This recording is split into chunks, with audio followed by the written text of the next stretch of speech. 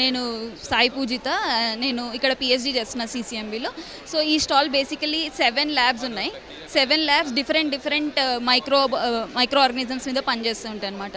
So ఒకళ్ళు tuberculosis మీద పనిచేస్తారు, ఒకళ్ళు కరోనా వైరస్ మీద, ఒకళ్ళు మలేరియా, అండ్ ఒకళ్ళు ఇమ్యూన్ సిస్టమ్ ఎట్లా పనిచేస్తుంది అనేది దాన్ని. సో ఇందులో మేము చూపిస్తుంది అంటే టీబీ ఎట్లా ఎఫెక్ట్ అవుతుంది ఏంటి అనేది. సో టీబీ అప్పర్ లంగ్స్లో ఎఫెక్ట్ చేసి ఎట్లా అవుతుంది. ఇది గ్రాన్యులోమా స్ట్రక్చర్, ఇందులో బ్యాక్టీరియా మధ్యలో వస్తుంది. ఇది ఇది ట్యూబర్క్యులోసిస్ కాదు, ఇది ట్యూబర్క్యులోసిస్ ఒక రిలేటివ్, అంటే ఇది ఇన్ఫెక్టివ్ కాదు అనమాట. ఇది సాయిల్లో ఉంటుంది, బట్ ఈ ఫ్యామిలీ నుంచే ట్యూబర్క్యులోసిస్ ఉంటుంది. సో ఇది అగార్ అనేది ఉంటుంది, దీని మీద మైక్రో ఆర్గానిజమ్స్ గ్రో అవుతాయి. సో ఈ ప్లేట్లో ఏం చెప్తున్నారంటే టీబీ అనేది మన ఇండియాలో multi drug resistant, extremely drug resistance కదా, యాంటీబయాటిక్కి ససెప్టబుల్ కాదు, మనకి చాలా ఎక్కువ స్ట్రాంగ్ యాంటీబయాటిక్. ఇందులో మేము నార్మల్ సింపుల్ యాంపిసిలిన్ యూజ్ చేసాము. యాంపిసిలిన్ యూజ్ చేసినా కూడా మీరు చూడొచ్చు గ్రోత్ అనేది ఉంది. సో టీబీ అనేది యాంటీబయాటిక్స్కి రెసిస్టెంట్ అని చూపించడానికి ఈ ప్లేట్స్ చూసాము. ఇది కరోనా వైరస్లో మా ల్యాబ్ కరోనా వైరస్ మీద పనిచేస్తుంది. అంటే కరోనా వైరస్ డెల్టా అని, ఆల్ఫా, యూకే వేరియంట్ అని, అలా వేరియంట్స్ ఎలా వచ్చాయి, ఏ మ్యూటేషన్స్ వాటికి వచ్చాయి. సో మ్యూటేషన్స్ వచ్చినప్పుడు మాకు ఏమవుతుందంటే యాంటీబాడీస్ అనేవి మనం ట్రీట్మెంట్ గురించి వాడతాము. ఆ యాంటీబాడీస్ వాడినప్పుడు జనరల్గా వైరస్ చచ్చిపోవాలి అంటే క్లియర్ అయిపోవాలి. బట్ వైరస్ క్లియర్ అవ్వకపోతే కనుక మనకి ఇలా క్లియర్ జోన్స్ ఇలా కనిపిస్తుంటాయి. వైరస్ ఒకవేళ క్లియర్ అయితే ఇక్కడ మొత్తం ఫుల్ వైలెట్ కలరే ఉంది కాబట్టి ఇక్కడ వైరస్ క్లియర్ అయినట్టు. ఇక్కడ చూస్తే మీరు వైరస్ క్లియర్ అవ్వనట్టు. సో ఒకవేళ మేము ఏదైనా పేషెంట్ శాంపుల్ కానీ, ఏదైనా స్వాబ్ శాంపుల్ కానీ వస్తే వైరస్ కౌంట్ చేయాలంటే దాన్ని డైల్యూట్ చేసి ఇలా ప్లేట్ చేసి ఇలా చేస్తాం అనమాట, సెల్స్ మీద ఇన్ఫెక్ట్ చేసి.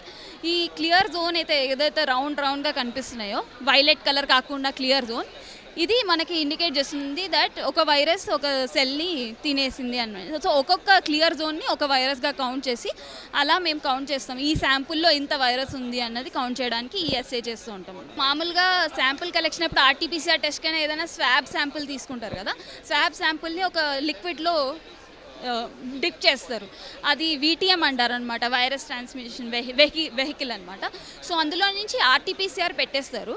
ఆర్టీపీసీఆర్లో మనకి ఓన్లీ జస్ట్ పాజిటివా నెగిటివా అనేది తెలుస్తుంది. కానీ ఎంత వైరస్ ఉన్నది అని తెలుసుకోవాలంటే అదే డిప్ చేసిన శాంపుల్ని మనం తీసుకుని డిఫరెంట్ డైల్యూషన్స్ చేస్తాం అనమాట. 10/10 అలా 2, 3, 4 డైల్యూషన్స్ చేసి దానిని వీరో అనే మంకీ సెల్ లైన్ ఉంటుంది, వీరో అనే మంకీ సెల్ లైన్ మీద దాన్ని ఇన్ఫెక్ట్ చేసి తర్వాత దాని మీద అగారేసి 7 days వదిలేస్తాం. 7 days వదిలిన తర్వాత ప్లాక్ డెవలప్ చేస్తాం అనమాట. ప్లాక్ డెవలప్ చేసినప్పుడు ఏదైతే మీకు ఇక్కడ మొత్తం వైలెట్ కలర్ కనిపిస్తుంది, అంటే ఇక్కడ ఏం వైరస్ కౌంట్ చేయలేదు. ఇక్కడ వైలెట్లో మీకు క్లియర్ జోన్స్ కూడా కనిపిస్తున్నాయి.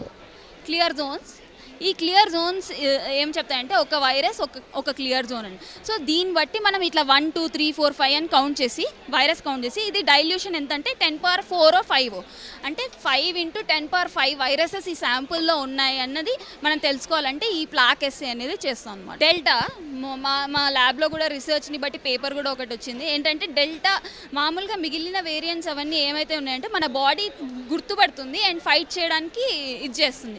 కానీ డెల్టాతో ఏంటంటే నేను ఇలా చూపించాను కదా, ఇక్కడ మనకి మొత్తం యాంటీబాడీ వర్క్ అయినట్టు కనిపిస్తుంది. కానీ డెల్టాలో మొత్తం క్లియర్ జోన్సే ఉంటాయన్నమాట.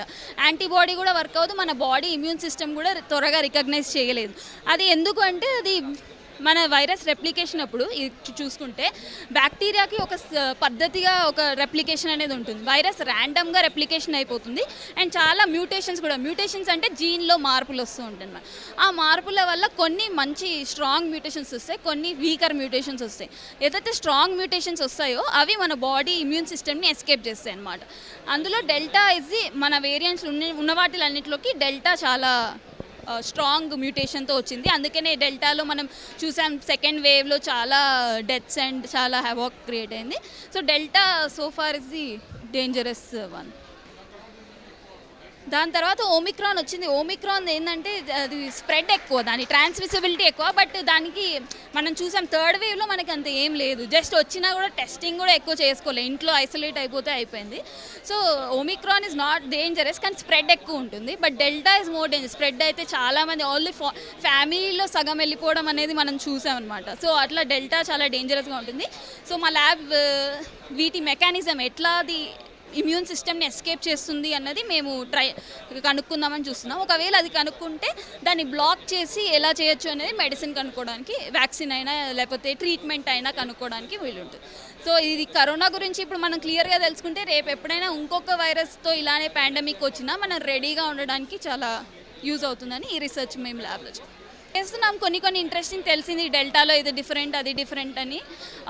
మేము అది ఇంకా కన్ఫర్మ్ చేసి పబ్లిష్ చేసి తర్వాత దాన్ని ఎలా టార్గెట్ చేయొచ్చు అన్నది మేము చూస్తాం. కంప్లీట్గా చేయొచ్చు, కానీ మళ్ళీ ఇది మ్యూటేషన్ అవుతూనే ఉంటుంది. మనం ఎంత యాంటీబయాటిక్స్ ఎంత మందులు వాడతామో వైరస్కి కూడా బతకాలి అనే ఇది ఉంటుంది కదా. ఇది ఇట్స్ ఆల్వేస్ ఏ ఫైట్ అనమాట, fighting between the host and virus.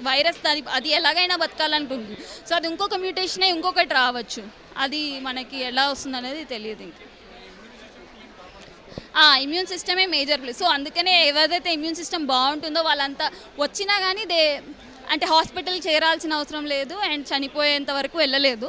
Immune సిస్టమ్ని ఎక్కువ బూస్టప్ చేసుకుంటే మనం జాగ్రత్తగా ఉండొచ్చు. డెత్ అంటే అదే డెల్టా చెప్పాను కదా, చాలా అది ఇమ్యూన్ సిస్టమ్ గుర్తు చేయలేదు. అది ఆల్రెడీ ఇమ్యూన్ సిస్టమ్ గుర్తుపట్టే లోపల పెరిగిపోతుంది అనమాట. చాలా ఒక వైరస్ కాస్త మిలియన్స్ ఆఫ్ వైరస్. ఆ స్టేజ్లో ఇమ్యూన్ సిస్టమ్ గుర్తుపట్టినా మనకి అంత క్లియరెన్స్ అనేది ఉండదన్నమాట. అప్పటికే మన లంగ్స్ అంతా ఇన్ఫెక్ట్ అయిపోయి ఉంటాయి అండ్ మనకి ARDS సిండ్రోమ్ వచ్చి రెస్పిరేటరీ బ్రేక్ డౌన్ అయ్యి అలా చనిపోతూ ఉంటారు.